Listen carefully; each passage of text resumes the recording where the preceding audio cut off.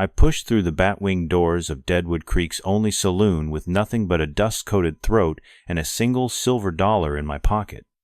One drink, I told myself, just enough burn to forget the mine foreman who'd fired me and the nights I'd slept beneath rail bridges since. But the room's laughter froze me mid-step. On a rickety platform near the back stood a girl of 16, her skin pale as moonlit snow, hair almost luminous against the smoke-stained rafter-sand, unmistakable sign of albinism in a territory that prized normal like currency. Rough men barked bids as if she were a yearling filly. 50. Who'll give 60 for the white-haired wonder? The auctioneer boomed, gold teeth flashing. She flinched at the words, yet kept her chin lifted, emerald eyes scanning the crowd for a shred of humanity. In that heart-beater dignity against their dollar bills, I knew my last coin would never buy whiskey tonight. A sour-faced barkeep yanked a cracked bottle from my hand before I could order. "Auction's got the floor," he grunted, jerking his chin toward the platform. Now the auctioneer sweat darkening the collar of his brocade vest held up a grimy ledger. "Gentlemen, this here is Lena Whitmore, age 16, sound of limb, owes not a soul but carries her late daddy's debt of $300. Settle the note, and she's yours." He tapped the page for flourish, as though a legal line could bless slavery. Cheers erupted, ranch hands flashing calloused fists, store clerks lifting shot glasses, even 2 travelers in city frock coatswealth, enough to buy and forget. Lena's condition made her a spectacle. Lantern light turned her translucent lashes silver and painted soft shadows in the hollows of her cheeks. Yet she stood rooted, shoulders back, refusing to fold into shame. The only hint of fear was in her hands, fingers laced so tightly the knuckles blanched whiter than the rest of her. No father appeared to speak for her only that ledger, like a headstone testifying to dice rolled poorly in some smoke-thick cardroom. 60, shouted a drunk with a crimson beard, laughter spilling ale foam down his chin. The auctioneer nodded, wiping sweat. Here 70? Look at those rare eyes green as Spring Creek moss. She'll brighten any bunkhouse. The crowd snickered. I swallowed bile. My last silver dollar felt suddenly heavier, as if it knew it was unfit currency for a human life. Lena scanned the room, perhaps hunting for a face less cruel, until her gaze caught a mirrored panel behind the bar. I saw her shoulders stiffen. Reflection must have shown just how eagerly men appraised her. She glanced away and found me, instead clothes threadbare, boots split at the seams, yet eyes burning hotter than the potbelly stove. For an instant her tremor eased, and something passed between us no plea, merely acknowledgement that I, too, despised the gavel about to fall. The auctioneer raised his hammer. 75 from Mr. Carrington. The saloon hushed. The bidder stepped forward, black suit pressed crisp, pocket watch gleaming, a man who smelled of polished silver and easy violence. He lifted an eyebrow toward the platform, as if inspecting a carriage horse, then placed leather-gloved fingers on the rail proprietary, assured. $8 to my name wouldn't dent his bid, yet my pulse drummed louder than the spectators' jeers. Lena's spine stayed straight, but her jaw quivered tiny rebellion, finally cracking. I squeezed that lone coin inside my fist until its ridges scored flesh, wondering how Detmere ink in a ledger could ransom a girl's entire future. Somewhere between the auctioneer's 80, do I hear 90? And the crowd's rowdy cheers, a choice unfurled in my chest. Either let $300 decide her fate, or wager the last scrap of honor I owned to rewrite the rules. Hold!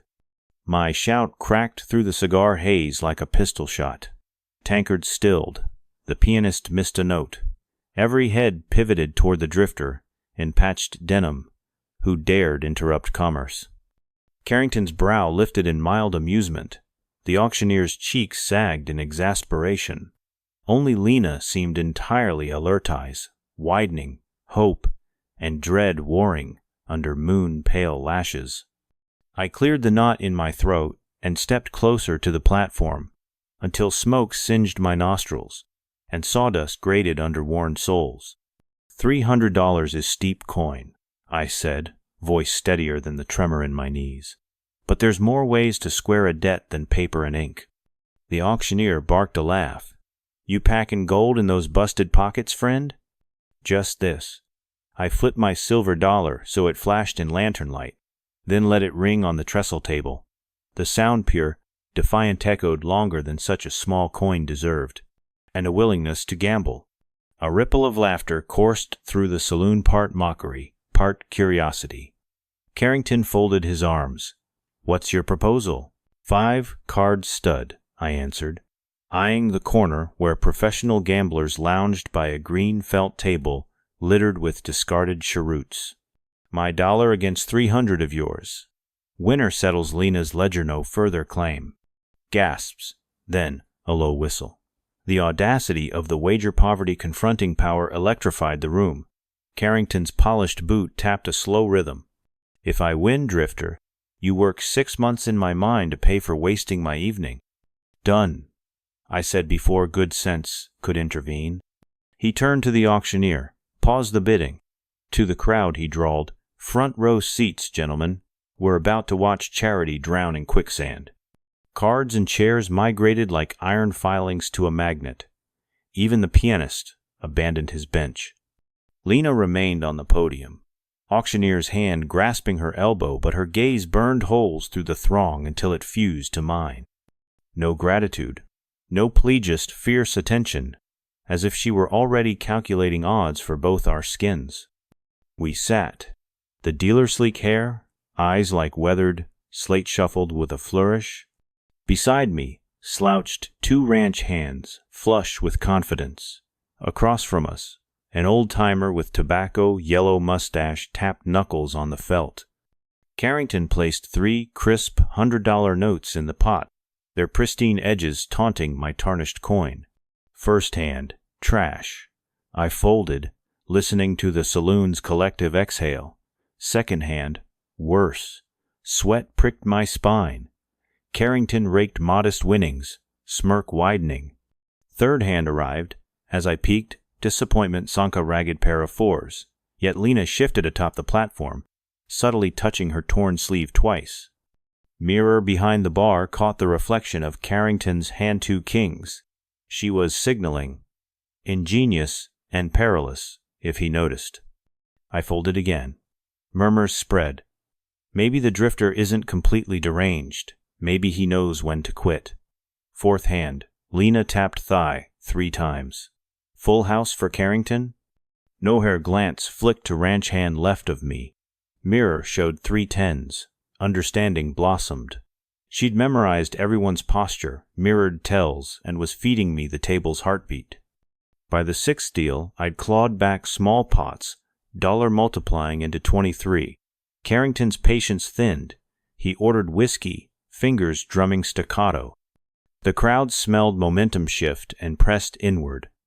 Lena's signals became fainter, 2 curled fingers at her waist. A tilt of chin toward the old-timer. I followed, raised strategically, watched stacks swell. When Carrington finally called with pocket queens against my disguised straight, the room erupted, boot heels stomping, mugs sloshing foam. His eyes narrowed. Clever streak, stranger. Luck seldom lasts. Luck, I echoed, collecting chips I dared not count. But as the dealer shuffled for the decisive hand, I noticed sweat bead on Lena's brow and her subtle shake of the head warning. Carrington's man had crept behind the platform, ready to seize her. The real game, I realized, wasn't cards at all, and the stakes were climbing faster than any bet on felt. I steadied my breath, thumbed the silver dollar for courage, and prepared to play a hand that meant far more than winning sown misdeal from freedom or ruin for us both. Carrington's lieutenanta, hulking bruiser with a scar across one eye, slipped behind the platform. The instant his meaty hand clamped onto Lena's pale arm, her subtle semaphore ceased. Cards slapped the felt for the decisive deal, but my gaze locked on her instead of my hand. The saloon's laughter died as Carrington rose, pistol glinting from his coat. "Seems Fortune's been whispering in unwanted ears," he announced, voice silky with menace, "and I've no fondness for cheats." Two ranch hands at the rail backed away. The pianist ducked behind his upright. Carrington's goons dragged Lena to the table, shoving her into the lantern light. Up close, the contrast between her chalk-white skin and the angry fingerprints blooming on her arm made every drunk in Deadwood Creek sober in an instant. "Tell these gentlemen," Carrington purred, "how you signaled my cards." Lena straightened despite the grip that bruised her bicep. "I signaled nothing," she said, tone measured but eyes ablaze. The lieutenant slapped her hard enough to draw blood at her lip. The crack echoed like a rifle shot. My chair scraped back before I could think, but another thug's Colt prodded my ribs, freezing me in place. Carrington leaned closer, savoring the hush. "Confess, girl, before I carve confession myself." Instead, Lena lifted her chin, crimson trickle-staining alabaster. "My name isn't Lena Whitmore," she declared, voice carrying to every darkened corner. "It's Lena Whitmore Hawk, daughter of Judge Josiah Hawketh, the man you had murdered when he exposed your railroad graft." The effect was volcanic. Even the bartender's glass crashed to the floor. Judge Hawk's assassination 3 months past had spawned rumors of conspiracy, but no proof until now. Carrington's smug mask faltered, eyes flicking to the crowd as if gauging loyalties. "Lies spun by a frightened orphan," he spat, yet his pistol hand trembled. "My father left ledgers and affidavits," Lena pressed on, voice ringing. "Hidden in this town, you've kept me prisoner, sold my freedom, hoping I'd reveal the cash. Tonight was your final gamble." She wrenched free, thrusting a trembling finger toward me. "And he," her words cracked but kept their edge, "he stumbled in on empty stomach and put every coin he had on the line without knowing any of it. The only honest soul in a den of thieves." Heat flooded my face, equal parts shame and resolve. Carrington's gaze pinned me. "Heroics, then? Let's test them." He cocked the pistol at my chest. "Fold your final hand. Forfeit the pot, and I might forget this evening. Refuse, and I start spilling albino blood across the floorboards." Cards lay unread under my palm, but I pushed them forward, face down. "I'll show my hand when she's free, and the debt torn to shreds." Murmurs rippled sympathy, contempt, anticipation. The auctioneer wiped sweat from his brow. Gamblers shifted, sensing the stakes had slid beyond money into bullets and reputations. Carrington's lips curled. "Then Deadwood Creek will watch courage bleed dry." Outside, wind rattled the batwings like distant thunder. Inside, every breath awaited the turn of a single Carter, the draw of a faster gun. The saloon's air thickened with gun oil and sweat as Carrington kept his barrel leveled at my sternum, daring me to twitch. His bruiser pinned Lena in place. One meaty hand locked around her porcelain throwata, grotesque contrast of coal and snow. "One last chance," Carrington hissed. "Call me a murderer again, girl, and you'll join your righteous father in the dirt." A hush fell so absolute we could hear the kerosene lamps hiss, but a voice cut the stillness from the grizzled old-timer who'd played the early hands. He pushed back his chair, revealing a deputy's star half hidden beneath his coat. "Put the iron down, Carrington. Territorial Marshal's office has warrants in my satchel sealed yesterday." He tossed a folded document onto the felt.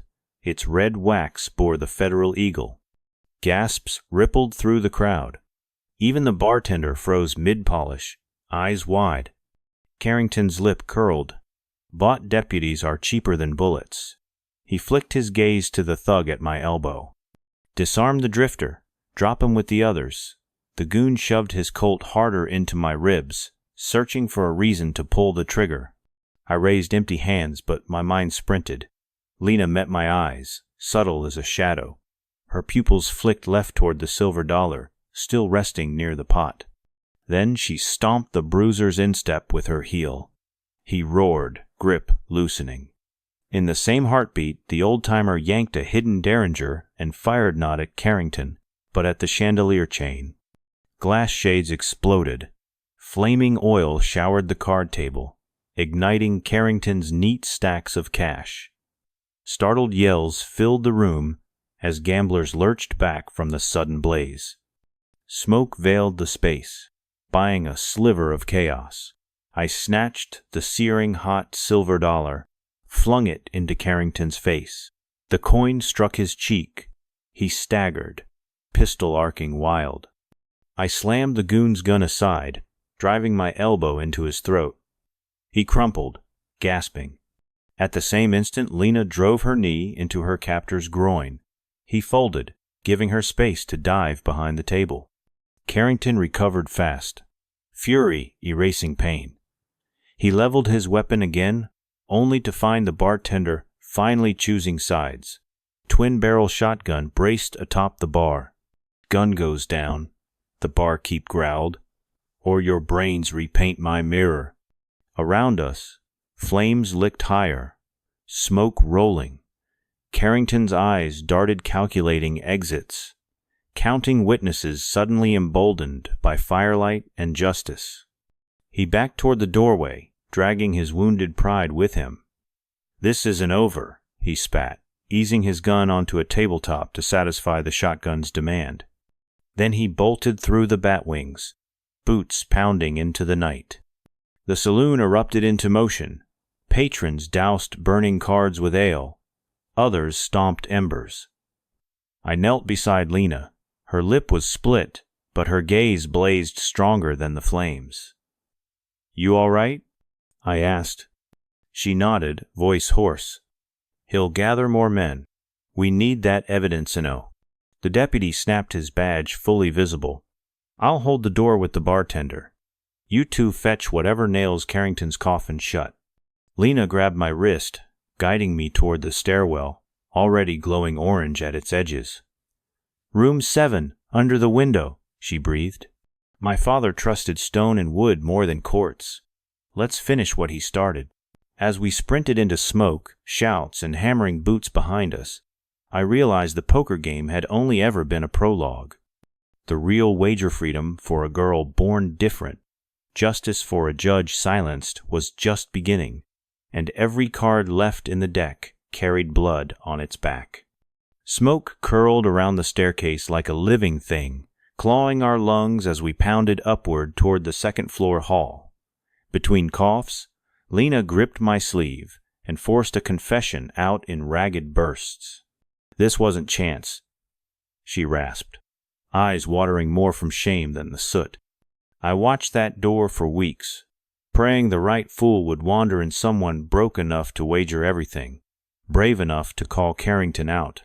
I felt the sting of manipulation, but resentment evaporated when I saw the desperation etched in her translucent features. My father's evidence is in one place and one place only," she added, voice trembling. "No secret copies heading to Denver, just the originals, hidden under the floorboards of Room 7. If we don't get them, Carrington walks." Flames licked gaps in the wallboards, casting pulsing light on her ink-black pupils. "You used the card signals to keep me at the table," I realized aloud. She nodded, biting her split lip. "You were the distraction while I mapped exit routes, timed the lamps, waited for Coleman's letter of reply. But the marshal ran late, and Carrington's patience snapped sooner than I planned." She swallowed hard. "I'm sorry I dragged you into a firestorm, but I can't carry my father's justice alone." We reached Room 7, door half ajar, smoke billowing through the gap. Inside, flames gnawed red curtains. The heat felt like an open forge. While I slammed my shoulder against the warped door, Lena darted to the window, prying up the loose plank her father had once shown her in secret. Wood splintered, revealing a leather folio thick as a preacher's Bible. She hugged it to her chest like an infant. "That's every bribe, every forged deed, every letter ordering Judge Hawk's death," she said, eyes fierce beneath ash-streaked bangs. If Carrington burns this, his sins die with the saloon. Floor joists groaned down more heartbeat, and they'd collapse. I wrapped my jacket around the folio, shoved it beneath my shirt. Then we save the book and ourselves, I said, grabbing her wrist. Roof jumps our only shot. She hesitated, gaze flicking back to the blaze. I lied to Carrington about the copies, she whispered, voice small against the roar. But I won't lie to you again. If we miss that roof, no one will ever know what he did. Then we don't miss, I answered, yanking the window sash. Cold night air knifed in, sweet and sharp. Below, awnings flapped like scorched sails above the alley. I climbed onto the sill, offered my hand. Lena exhaled the breath of a gambler, pushing every chip forward and leapt. Wood splintered behind us as the saloon's ceiling surrendered to flame, but we landed hard on the neighboring roof, rolling through soot and stars with the truth still beating between us. For the first time, the evidence and the girl who carried it were free of Carrington's ledger of debts. The flame spread like a starving beast, licking up the walls of room 7 in ribbons of gold, red, and ash. The wood cracked beneath our boots as Lena and I charged in, the heat slamming into our faces like the door of a bakery oven. Black smoke rolled just beneath the ceiling, making the hanging lamp hiss from lack of oxygen. Without needing a word, she dove for the only window, crawling low where the concrete floor was still cool, and groped for the loose board her father had once shown her. I kicked the vanity aside, blocking the way we had only a few heartbeats before Carrington burst in. Crack! The plank gave way beneath Lena's fingers, revealing a hollow space holding a thick leather case. She pulled it out and clutched it like treasure. My father's evidence, bribery, ledgers, death threats, everything's in here, she gasped through the soot. Right then, the door burst open. Carrington appeared, the hem of his coal-colored coat ablaze, but his Colt was steady. Hand it over, White Witch, or burn with it. The dry snap of the hammer being cocked drowned out the crackle of collapsing beams. I yanked Lena aside and flipped the table to make a shield. The first bullet shredded the tabletop, spraying fiery sawdust. We crawled low toward the window, smoke curling behind us like choking velvet. The wood groaned, the floor was starting to sag. Lena kicked open the window, night air rushed in, cold and sweet enough to sting the lungs. The gap to the blacksmith's roof was maybe 10 feet half a floor lower. We could make it, if we didn't hesitate. Another bullet struck the window frame, a splinter grazing Lena's hair. She reached out and handed me the case, eyes blazing in the firelight. Take it. You go first. I shook my head, pulling her close in for the first time, felt how cold her skin was. The fragility of her albinism was nothing like the burning will to live in her eyes. The floor behind us gave out. Carrington stumbled, struggling to stay upright, his greasy hair smoking. I shouted, "Jump now!" and leapt out the window. Wind howled past, then impact my boots slammed into the tin roof, ringing metal through my skull. I rolled hard, keeping the case in hand. Looking back, I saw Lena on the sill, fire curling around her dress still, hesitating, as Carrington grabbed her wrist. He snarled, "Where do you think you're going without clearance?" She twisted and drove her elbow into his no-see-sharp crack of breaking bone and dove through the opening. I caught her arm and hauled her down just as room 7 caved in, erupting in a blast of fire like a furnace mouth.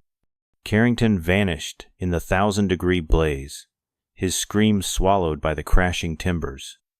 We scrambled across the roof, tiles scorching our palms, then slid down into the alley behind. As our feet hit the ground, the saloon exploded behind USA column of smoke and embers devouring the night sky. Lena looked up at the falling ash, black as snow, then turned to me, lips cracked but curled in a defiant smile. We still had the documents. We still had Breathin now. The only flame that couldn't consume us was the one driving us to bring the truth into the light. The volunteer bucket brigade surged past the ruins of the Silver Spur. Yet Lena Whitmore and I ducked down the backside of the hardware store roof, landing with a wet thud in an empty horse trough. The cool night air, barely 55 degrees, felt like balm after the furnace we'd escaped. Lena clutched the leather folio against her white blouse as if it were a newborn foal, and only then did I ask the question rattling in my skull. "You told Carrington you'd made copies of your father's papers," I said, wiping soot from my sleeves. "That was a bluff, wasn't it?" She nodded, pink eyes shining in the lantern glow from Main Street. "No duplicates, Mr. Grayson. If this set burns, Judge Whitmore's case dies with it." Her voice trembled more from fatigue than fear. I lied because men like Carrington never stop chasing until they believe there's nothing left to gain. The admission hit like a hammer. One accidental spark on my jacket could erase months of her secret work. I scanned the street. The saloon fire still roared, keeping every gawker pinned to the intersection. Carrington's gunmen were nowhere in sight too, busy passing buckets or looting what hadn't burned, so I tugged Lena into the alley shadows. "We need a hiding place. No thief will think to check," I whispered. Beyond the white clapboard church, the town cemetery stretched out, silvered by moonlight. Judge Whitmore's stone, cut barely 90 days earlier, sat on a thick granite base. An idea took shape. "Your father ever mentioned paying extra for a heavy foundation?" Lena's brows lifted. "He told the mason he wanted it hollow, cored for posterity, but I never asked why." "That foundation may be the safest vault in 200 miles, I said. "And Carrington's crew won't stake out a graveyard while there's whiskey and poker money left in town." 10 minutes later, we slipped through the wrought iron gate. Frost-tipped grass crunched under our boots as smoke from the dying saloon drifted overhead. Lena knelt before her father's marker-simple Vermont marble, 6 feet high, and found a recessed latch at its base. One twist, and a granite panel swung inward, revealing a foot-deep cavity. She eased the folio inside, brushed dirt from her hands, and pressed the stone shut until it clicked. "He protected justice, even in death," she whispered, resting a pale palm on the cold slab. I squeezed her shoulder. "And we'll make sure it reaches daylight. Come first light, we ride for U.S. Marshal Coleman. By noon, Carrington's empire will start to crumble like wet adobe." Lena released a long breath. Her shoulders finally dropped. "Then let's sit with Papa until dawn," she said, voice steadier now. "Seems right that he stands one last watch over the truth he died for." So we waited beneath the star-stwo-tired souls, one granite sentinel trusting sunrise to carry justice the final mile. At first, light about 6:15 a.m., when the thermometer on the church porch still read a brisk 48-degree Fahrenheit, Lena and I left Judge Whitmore's gravesite and headed up the knoll to the western fence line. We figured Carrington's riders would sweep in from that direction. They knew the judge's daughter had slipped their net, and they'd be hunting fresh tracks. The portfolio was safe in the monument's hidden vault, but we were the only 2 people on Earth who knew how to retrieve it. If Carrington got hold of us, the truth would vanish faster than May snow. We hadn't waited 5 minutes before 3 silhouettes appeared through the morning haze, cantering down the wagon road. The Ladera, bulky fellow in a duster and flat crown hay-trained up 30 feet away and yelled, "Grayson, hand over the girl. And Mr. Carrington might let you keep your hide." His right hand rested on a Winchester, laid across the pommel. The twin riders flanked him like wolves scenting blood. Lena stepped behind me, her white hair catching the pale sunrise like spun glass. My Colt felt woefully small against that rifled barrel, but I levered it anyway. Before anyone could breathe, a 4th horse pounded in from the east at a dead run. The rider wore a federal marshal's star the size of a silver dollar, gleaming even through road dust. He slid to a stop, spooked decaying leaves everywhere, and swung a Spencer carbine up so smooth it looked like part of his arm. "Drop the long gun, mister," he commanded. voice deep as a church organ. Name's Ben Coleman, U.S. Marshal. I've got warrants for Elijah Carrington and anyone helping him obstruct justice. You could feel the air change, like a barometer needle swings before a storm. Carrington's lead bruiser wavered, but pride made him sneer. This girl's her daddy's debt, Marshal. Law's got no quarrel here. I've read the law, Coleman shot back, and Judge Whitmore's murder makes that ledger null and void. He tilted his Spencer slightly. Last warning. The standoff broke when Lena stepped forward, voice steady despite a tremor in her hands. Marshal, the evidence Judge Whitmore compiled is secure. I'll testify. And Eli Grayson here witnessed Carrington's attempt to burn it. She turned her those pale green eyes fierce despite the night's ordeal in Carrington's men. Ride back to your boss and tell him the days of buying justice are over. Something in her tone equal parts youth, and iron did what firearms had not. The rifleman swallowed, eased the Winchester to the ground, and motioned for his partners to do the same. Coleman dismounted, bound their wrists with rawhide, and passed the reins to me. "Tie 'em to that elm," he said, nodding toward a tree a few yards away. While I secured the prisoners, Coleman spoke quietly with Lena, his stovepipe hat barely bobbing. When I finished, he crossed to me and gripped my shoulder with calloused fingers. "Grayson, your statement will carry weight. Judge Whitmore was a friend." He glanced at the smoldering ruin of the Silver Spur down in town. "Carrington's ego finally gave me probable cause, but your stand in that saloon gave me witnesses." Lena placed her hand on the marshal's arm. "We'll retrieve the documents tonight. I'll not risk moving them in daylight, with half the town still loyal to Carrington's purse." Coleman nodded. "I'll telegraph my deputy in Cheyenne, have a secure stage ready by dawn tomorrow. Meanwhile, you two rest at the parsonage. Reverend Olson owes me a favor and keeps a good pot of chicory on the stove." As we followed the marshal down the hill, the sun climbed over the Laramie Range, washing the whole cemetery in gold. For the first time since the cards were dealt, I felt the knot between my shoulder blades loosen. Carrington still had friends, bullets, and money, but we had the law, and, for the first time in months, the law had evidence. Lena exhaled, a shaky breath that turned white in the chilly morning. "Papa always said daylight's the best disinfectant," she murmured. I tipped my hat and matched her stride. "Let's give this territory a sunrise it won't forget." 6 months later, a steady June breeze rustled the cottonwoods above Judge Whitmore's headstone, while Lena Whitmore and I laid a spray of wild lupine at its base. The territory felt like a different country now. Mr. Carrington was counting iron bars in a federal prison back in Leavenworth. 3 crooked bank presidents had pled guilty, and the Silver Spur stood reborn as a temperance hall where the loudest thing you could order was sarsaparilla. Marshal Ben Coleman still dropped by our homestead once a week, just to make sure the 2 poker misfits who toppled an empire were doing all right. Lena still porcelain pale, but stronger than Colorado, Granite adjusted her broad-brimmed straw hat against the high-altitude sun. "Funny, isn't it, Eli?" she said, voice soft yet certain. "We started with $1 silver and a fistful of bad cards, and wound up with half the territory learning the difference between a debt and a life." I nodded, thinking how that last coin of mine had purchased something no bankroll ever could, a reason to lift my chin again.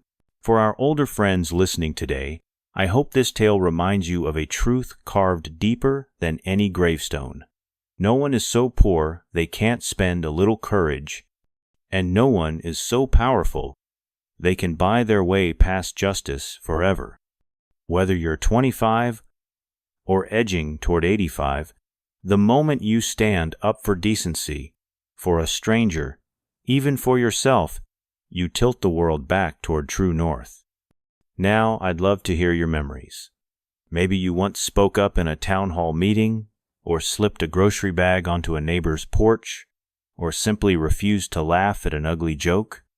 Whatever your silver dollar moment was, share it in the comments below. Your story might be the spark a fellow reader needs this very evening. If tales of frontier grit, latent life courage, and the quiet victories that stitch a community together warm your heart, click subscribe and tap the bell icon. Every week, we post a new true-to-life Western yarno, foul language, no fancy effects. Just good storytelling for folks who still cherish a front porch breeze and a pot of strong coffee.